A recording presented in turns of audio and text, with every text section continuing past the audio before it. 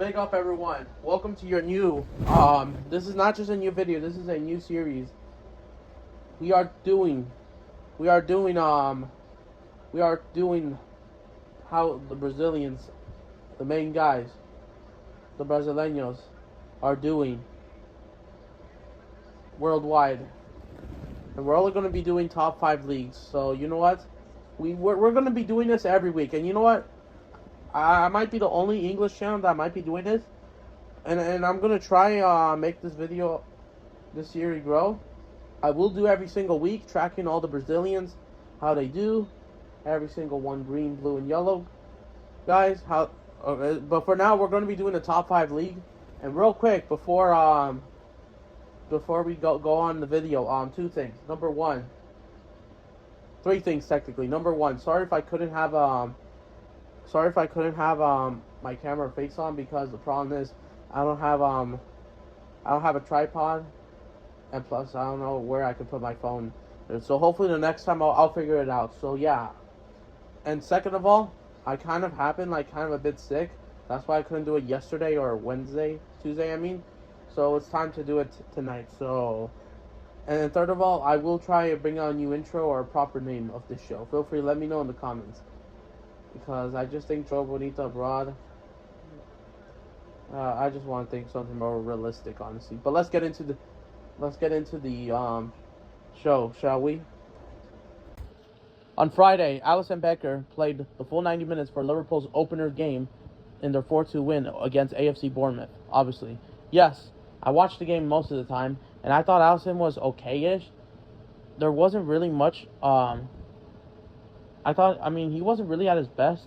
He had the 2 goals that he conceded. Wasn't that great to save it. Even though Liverpool's back line, I will say this: ever since they took off Frimpong, their new signing, which I will talk about the game in a bit, they kind of look shaky. I'm not gonna lie.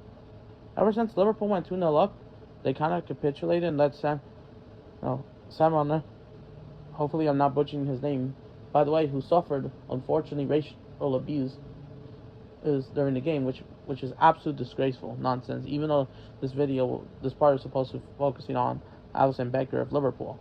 But since then, it brought his confidence, and he scored twice against Liverpool before Arne Slot put Chiesa and saved it in the game, made it 3-2, and Salah had another great catching ball or something and made it 4-2, and that wrapped them up and getting their 2-goal lead back. So a great start for Liverpool, especially to try and defend their Premier League title. We will see what they do. I just think Alisson, his performance was okay. I would say nothing too much. I just think could have done a bit better, or we'll see in their next game against Newcastle. We'll see what he does. But yeah, great start for Liverpool. And all I gotta say, one more thing: Hugo Ekitike, he's balling out already. What a fantastic!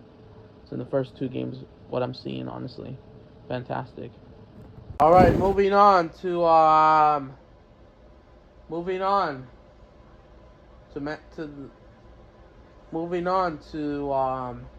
want to get into, and this is I want to move on to a couple players. We have to talk about Ederson. We gotta talk about Ederson, João Gomez, Andre, because they clashed over the weekend. So you know what? All right, guys. So all I gotta say, one thing: big up to Liam, big up to This Is City, big up to him. Make sure you subscribe to his channel. Help him reach 5K. I did a stream on his channel recently on Saturday, so make sure you check it out. I had to do a watch along for him. So yeah, as I'm going to discuss, yes, they clash. So yes, Manchester City and Wolves clashed over the weekend. Man City won 4-0. They battered Wolves on the first day. And Wolves, they just couldn't find an answer. And all I gotta say, what happened to Ederson? Unfortunately, Ederson, he actually stayed on the bench with the full 90 minutes with Manchester City, as Pep decided to trust James Trafford in goal. And you know what? I'm going to have to say this as a Brazil fan. James Trafford, he was good. No doubt about that. And you know what? he deserved that start because I know some people were asking James Trafford because James Trafford is actually a really good goalkeeper. Even though we're trying to attract, even though this is a Brazilian abroad series, but I have to say this, James Trafford was definitely better than Ederson. And you know what, Ederson, we're going to discuss about him, but I just think James Trafford had everything. He made 3 great saves. He was good, compact. The reason why people were concerned about James Trafford because he's coming from Burnley, who just got promoted back to the Premier League from the Championship. Even though he's actually a really good goalkeeper, it's just the defense hasn't been great. Just hasn't been great enough for Burnley. So that's why people have this concern. But no, James Trafford, he deserves it because Ederson, I have no idea what's going on throughout his head, but I'm just convinced we're still going to cover him no matter what. I'm just convinced he's not going to get called up with Carlo Ancelotti. We'll see what happens in September, but as it reported, and for a couple of weeks now, Galatasaray are seen to try to offer him a new contract, trying to offer him the team, but according to things haven't been finalized. I'm not surprised. And yeah. So as it stands right now, Manchester City haven't signed Donnarumma as of August 20th or 21st. They haven't signed him yet. So right now, it's likely seems Ederson is going to stay with Manchester City. I just don't know.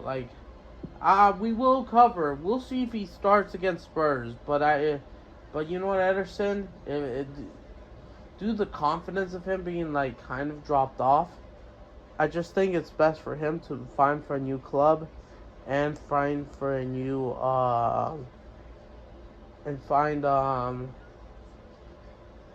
find a new club, or find something new, because I just think that you definitely need confidence, because I kind of feel bad for Ederson. I'm not gonna lie, it's just not sustainable. What I would say. What about Savinho? Savinho didn't got called up, not because of the Tottenham deal. Even though Spurs, it looks like they're not going after him according to reports, which we will see what happens next week. And you know what? I have no idea what happened, but Savinho, I think apparently he was injured anyway, so that's why he wasn't called up. As for João Gomez and Andre, I think played 76 minutes. João Gomez the full 90 minutes. I think Andre had an okay game. Well, he wasn't really acting. João Gomez did have one good ball moments, but that was about it. He was just not that impressive. Even though some Brazil fans were not rating him as much, but we'll see. I don't know. I think João Gomez was I would say.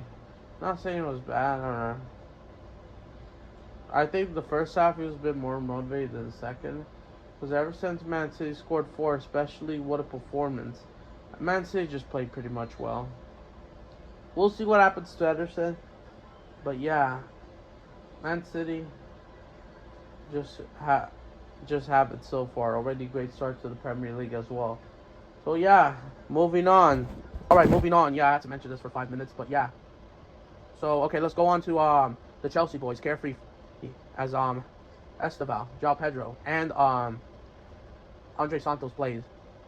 So on Friday, João Pedro started and played 75 minutes, I believe. I think it was 75 minutes, 80 minutes, in their 0-0, 0-0 draw of Crystal Palace, who are going to the Conference League, it looks like. FA Community Shield / FA Cup winners.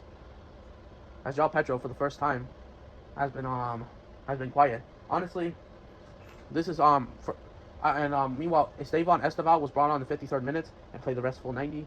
Played 38 minutes plus stoppage time. I think played 45 minutes in total plus the stoppage time. Andre Santos was brought on the 79th minute, played for just 16 minutes.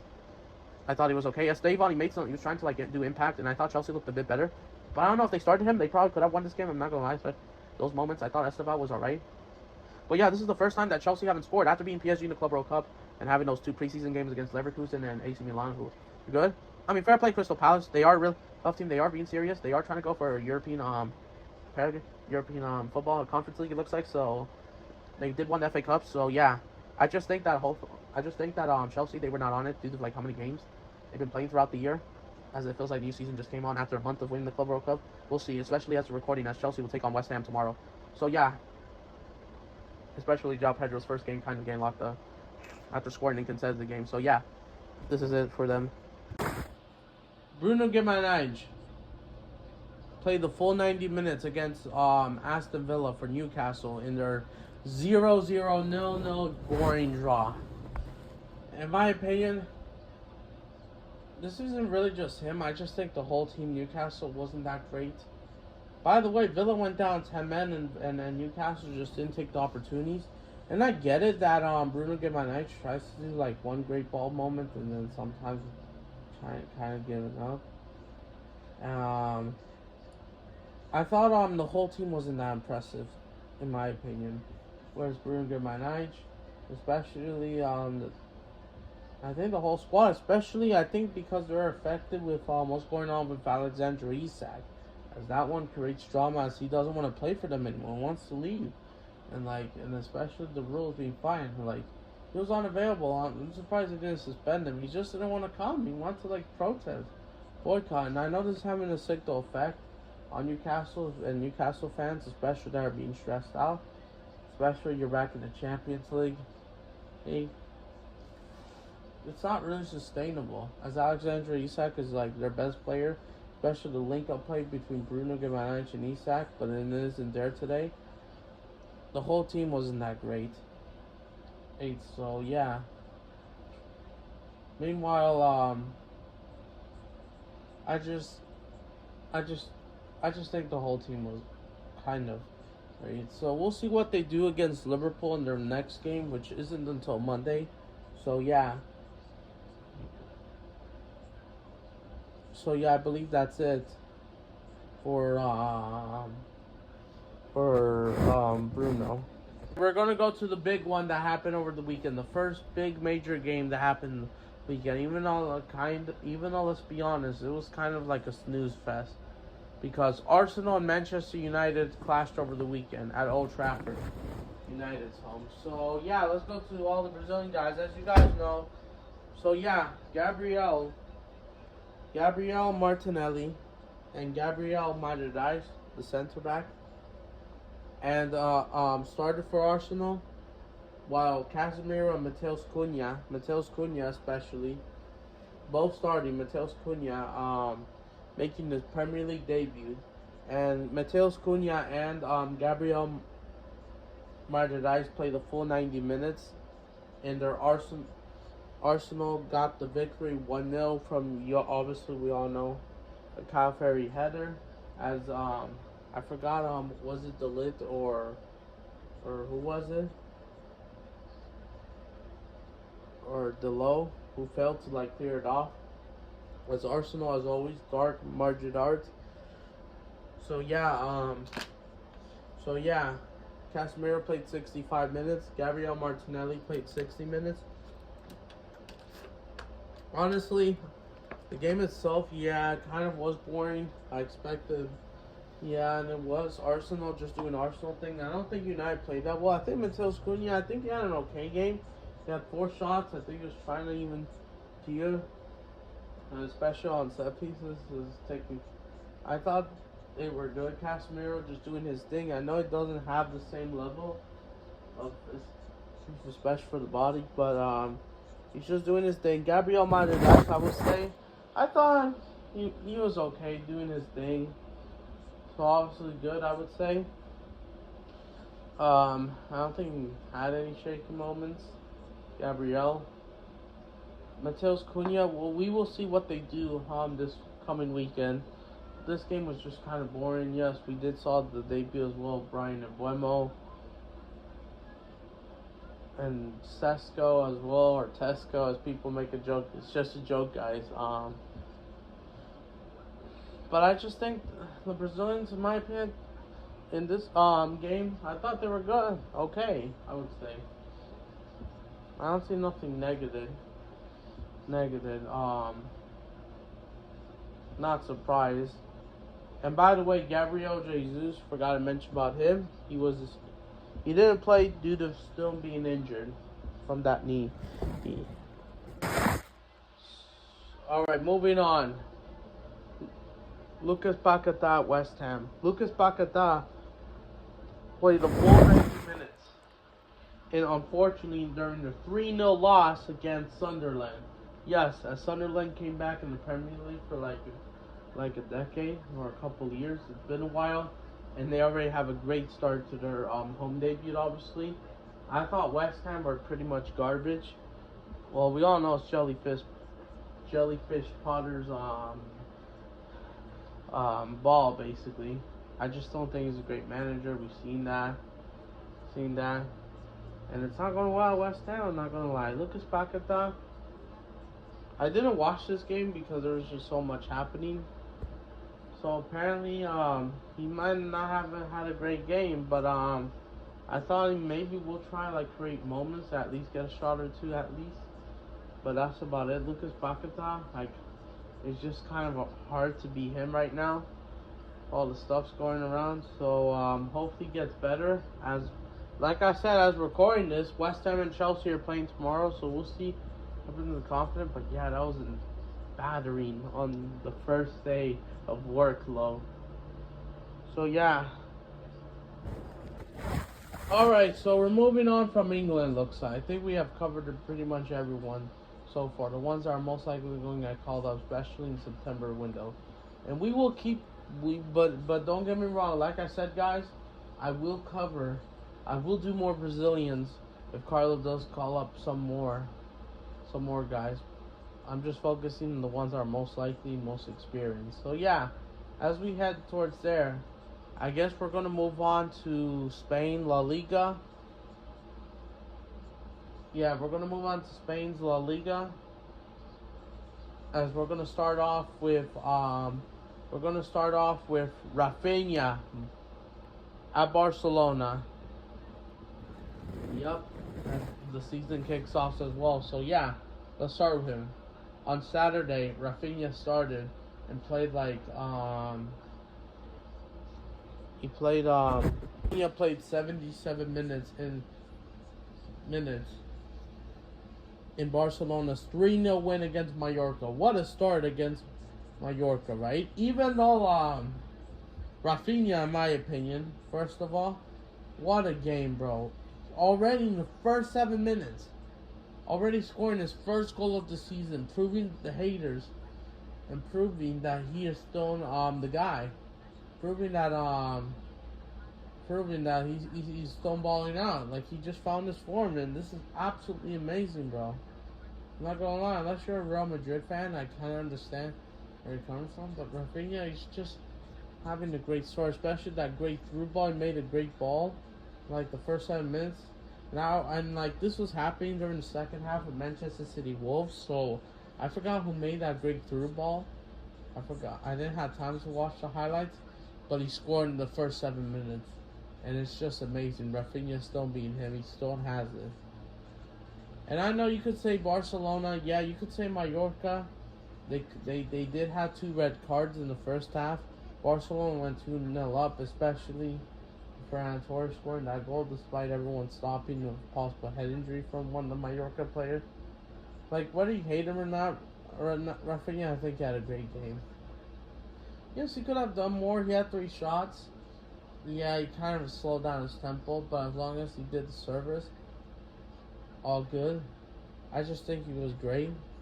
He wasn't really maybe not the best, but I would say kind of great, like A type of performance or B plus A performance, I would say. Lamine Yamal, just being him as he scored his first goal of the season already and had to be the last minute, whether you like it or not. But even though he's Spanish, man, I wish I was Brazilian, bro, because of how much I would.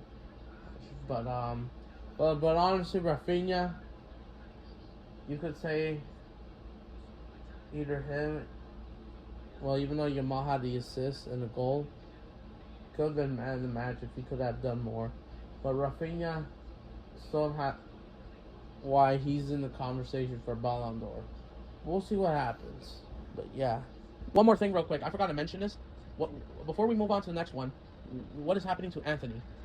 As he's expected, as he is back to being a Manchester United player. I don't know if he'll still have to leave Manchester United alone, yes, whether or not. Apparently, the reports Real Betis are trying to come back, but nothing confirmed or being close about it. So we don't know what's going to happen behind the scenes. I just hope Anthony does get finds his form. If he has to find a new club, we'll see. I don't know. We'll see if Real Betis will get Let's see if Real Betis will get the we'll see if Real Betis get the deal. But we'll see what happens. But yeah, it's just something I'm very concerned. Real Betis, remember, they played Europa League despite losing the Conference League final as they qualified in 6, and unfortunately had to miss out on UCL. So we'll see what happens. Yep. Now let's go to their biggest rivals, as you guys hate them more than ever. If you're a Barcelona fan, yep, Real Madrid. Yep, we're gonna be talking about no other than Vinicius Jr. and Elie Militao, who both started for Real Madrid. And it's gonna be controversial. So on Tuesday, which I was supposed to get this video done, I watched a bit of the game, even though I had stuff to do. Unfortunately, especially the work thing. Unfortunately, I had that meeting thing, so unfortunately as well. And personal stuff in the way, unfortunately. I only watched like 5 minutes, and it was like the 15th minute, and then the 20th minute. No. And all right, but yeah. But both of them started. Elie Militao played the full 90 minutes, and their 1-0 win against Osasuna, which I'm going to talk about the game. Vinicius Jr. played about 78 minutes against Osasuna. And unfortunately, he wasn't that impressive. And we unfortunately got to talk about having discussions about Vinicius Jr. Ever since that, man, it's really kind of heartbreaking seeing Vinny suffer. Even me as a Brazil fan, I back him. Not because of Madrid perspective, but from Brazil perspective. Especially, I mean, I do like watching Real Madrid. I want him to succeed for both the club and the national team. But I just think Vinicius Jr., literally, the Ballon d'Or thing might have killed him. He just hasn't been the same as in 2025. And I'm not trying to go against him, but it's just look at how much he has somewhat disintegrated. The level is just there. And throughout all game, he only had one shot. Just one shot. And that was like probably near post, I think. Yeah, I think it was outside, and that's it for the first half. I thought, I just don't know what's going on with Vinicius Jr.'s head. I know that Carlo Ancelotti is reunited with him already for Brazil right away. And he did score against Paraguay. Just hasn't been the same. The last time he scored a goal, I believe, was against Red Bull Salzburg. He hasn't been the same, and he hasn't scored. And I just think Vinicius Jr. needs to get up the step. I might have to address another video. I don't want to make it too long, but I just think he needs to find his form right away because he can't. Things Real Madrid fans, if you're watching this, especially that I know you or watch your contact, I guess, Carnage and the Stream Dave or Sam. Big up to all of you. I know some of you guys, even you guys, are being fed up. So I just think that if it has to happen, and then there's already discussion about Vinicius Jr.'s contract not being extended with Real Madrid due to not earning enough money or being supposed to be being the highest paid player for the service that he did, and if it's not going that way, then it's gonna go to the wrong way in the wire. It's not sustainable, honestly. And if he does that, I just think that things will go downhill further. So I'll try and make a separate video, but Vinny, he needs to improve. We're definitely gonna cover him. Let's see, because I might even have to make it longer if he doesn't show up against Real Oviedo. But to be fair, the only excuse I could say about Madrid, Osasuna basically were not playing football. They were just playing for a 0-0 draw, terroristically, having almost everyone behind the ball. So it was really hard to break down. Fair enough. Real Madrid, 5 shots on target. Yeah, Mbappe got the penalty and won it, even though I don't like teams when they win by penalty kicks instead of just doing it right away.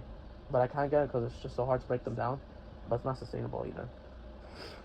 And I just think that we'll see what happens. Like I said, against Real Oviedo. But not only that, I need to mention this. Unfortunately, Rodrigo, we need to talk about him. I wasn't going to leave. Rodrigo was fully fit and did not play a single minute. And unfortunately, Xabi Alonso claims that they trust him. That he's one of the most important players, but he's not playing them. Listen, I'm not going to be cursing, not even as a Brazil fan, to Xabi Alonso. It's not fucking good. Why are you not playing Rodrigo? Even if Vinny is not playing that well, why not let him play in that left wing? And I'm not trying to be disrespectful to Xabi Alonso.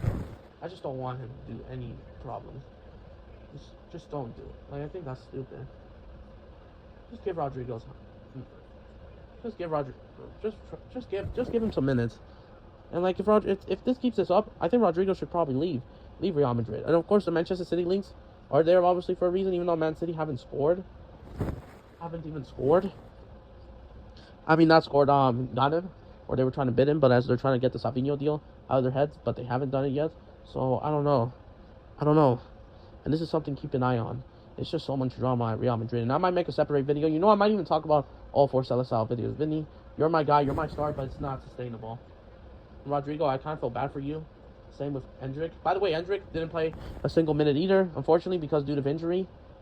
As like Endrick, as well as having a pretty bad summer. Despite, even though he was given the number 9 jersey since Mbappe is now the 10th. As he scores his penalty pretty well. But I just think that I just need to see what's off the field. If I don't see anything against Real Oviedo, we need to talk about this. So I'll definitely keep an eye on it. So yeah. And believe it or not, that's it. All the Brazilian stars that will most likely be called up just plays for the 2 biggest clubs in Spain, Barcelona and Real Madrid. We should be covering Atletico Madrid, but the problem is Sam Molino just left Atletico Madrid back to Flamengo, who are chasing both the Libertadores and the Brasileirão. And by the way, Johnny Cardoso doesn't count. I mean, he is Brazilian, but I mean, he's American, Brazilian ancestry, but chose the U.S. over Brazil, so we're not going to unfortunately cover him because he decided to chose that. Nothing against him, but yeah. So don't get me wrong, there's another La Liga guys, but they're most likely not going to be called up. I don't know. We might cover them after the September window. So yeah. So I guess we're going to move on to Italy, and like there's been a couple people. So yeah, I do want to move on to I want to move on real quick. Douglas Luiz is leaving Juventus. I think this was just on a loan. So I think he's expected to come back with Aston Villa. So it looks like, or something, or I don't know if someone else will pick him up. So yeah, he's leaving, and yeah, he's out of there. So we'll definitely cover him. I don't know if he'll be back for them in their next match day against, I forgot who Villa has. So yeah, we'll see what happens. Ederson from Atalanta, and Ederson from Atalanta played like I think 78 minutes, and it was a friendly, by the way, against Juventus, by the way. Funny enough, yeah, I think it was 3-2. I think that was the scoreline for Juve, or 2-1. I thought Ederson was okay. I mean, he wasn't really trying. Well, this was just a preseason game, because it wasn't for the first round of Coppa Italia. That's why teams are like this. So yeah, as expected. So yeah, I thought obviously it was okay. I don't think I've seen the friendly. I can't comment too much, but I thought he was. But it's just a friendly. And by the way, going to Roma, Wesley from Flamengo, from Roma, who was signed from Flamengo, played like 60 minutes, I believe, 68 minutes in their new debut against Rome. Unfortunately, I can't comment what I've seen. Let me know in the comments what you think of his performance. Anyone has watched him, or if you're a Roma fan. And I heard he did okay. Something to keep an eye, especially as the league starts off next week. It's going to be a lot easier to cover. So yeah, as we're going to track them down every single week. And but yeah, I believe believe it or not, that's it for Italy for now. I guess there hasn't been a lot. Yeah, AC Milan were in the Coppa Italia, but they no longer have Emerson Royale, and like Brazilian players that don't get called up. So yeah, it was just quick about Italy. So I believe that's it. Moving on towards France. All right, moving on to France. Like I said, we're gonna start with PSG, the current champions of Europe and sub-champions of the world, due to falling to Chelsea not winning that game as people wanted them to. So yeah, let's talk about our main captain for now, Marquinhos. He didn't got a single tackle. He didn't even got a single he didn't play bad. He didn't play well or great, because he stayed on the bench for the full 90 minutes and against PSG's 1-0 win against Nantes.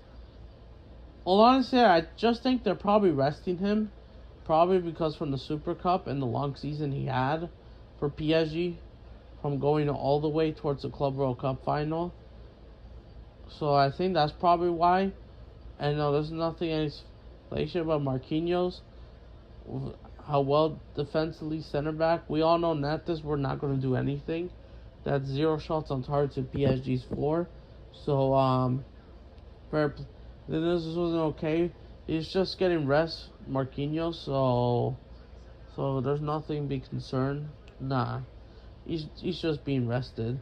But guess who started? Lucas Barlora. He played the full 90 minutes, and I thought he was good. Well, even though I know Natas didn't really test him, I thought it was really good. Solid on the ball. I didn't watch this game as much. But I am kind of happy as PSG managed to hold on. Vitinha scored their first goal already in the 67th minute, header I believe. That's 1-0 PSG. So yeah, there you go. So yeah, moving on. Let's go to Alexandre Sandin from Lille. I believe this was on Saturday. He played the full 90 minutes in their 3-3 draw against Brest away, which was an entertaining game. I don't know if he was at fault at any of the goals, but I will try to watch the highlights and games, especially for next week. But yeah, I don't know if he did make one mistake, but that was an entertaining game. 6 goals, thriller, 3-3. I don't know if any of the goals were at fault, so we'll see what happens. Something to keep an eye on. Alright, let's go to AS Monaco.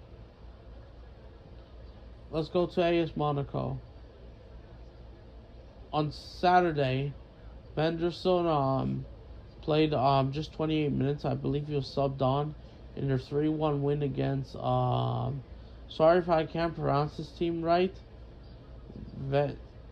I'll try to put the chant. I'll try to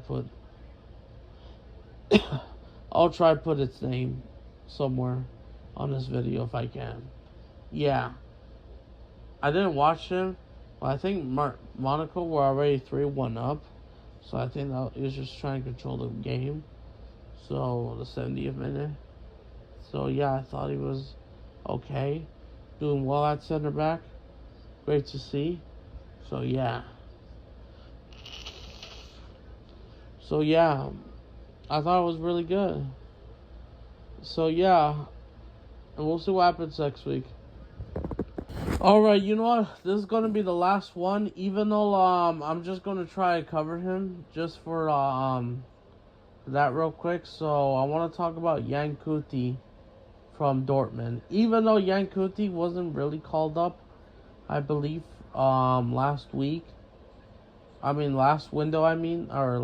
last camp in June.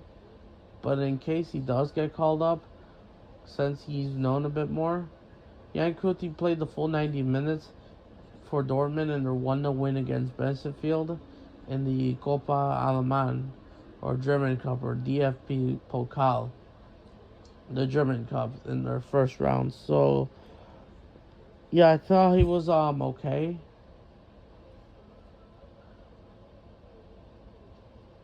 Okay, well, there wasn't really be tested, but something to keep an eye. So we'll see what he does as he enters the second season for Dortmund. Was also in that strong Girona squad. So yeah, if you made it to the end to this video, sorry about that, guys. I apologize for the things I'm going through right now. I'm expected to be better. We will be covering this again on Tuesday or Monday, depending on who's there, who's that. We will be there. So yeah, I'm out of here. We might try to cover Neymar since he's still our main captain, despite not being abroad, as he's back for Santos. Even though we all know they lost 6-0 to Vasco, embarrassment performance. Neymar was let down by his own boyhood club. So, but yeah, we'll cover we'll cover more players if they do get called up, because we all know Carlo what he likes to do. We'll cover them more, and I might try to do a separate series, or I don't know. We'll see. This is just my first video, so yeah, I just hope you understand or hear my video. We'll see what happens with Rodrigo and everyone. And who else is dealing with this? I'm out of here. I have to go. Thank you. All I gotta ask you guys, if you make it towards the end, like up this video. If you want more Brazilian content, subscribe. There might be a watch along this weekend, as expected. So, bye guys.